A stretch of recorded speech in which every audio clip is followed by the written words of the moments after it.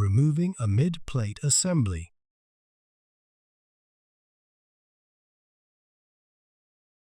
Before starting the removal procedures, work through the following steps. Disconnect all the trays from the enclosure. Remove the following components: PCS, blank filler, SM3, PCS cages, manifold. Refer to the following videos for the procedures. Removing a DWC tray from the enclosure. Removing a PCS, power conversion station. Removing PCS, power conversion station cages. Removing a manifold.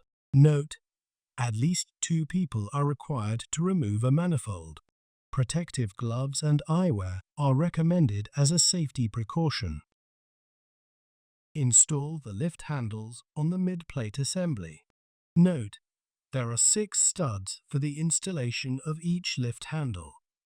The stud locations are now shown. Press the latches on the top and bottom of the lift handle. Align the slots on the lift handle with the posts on the mid-plate, and then install the lift handle on the mid-plate. Slide the lift handle towards the center of the mid-plate to secure it in place. Note: an extended PH2 screwdriver is required for this operation.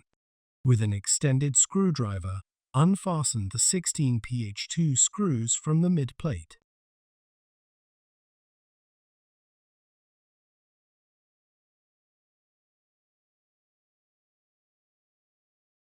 Holding the lift handles, remove the mid-plate assembly from the enclosure.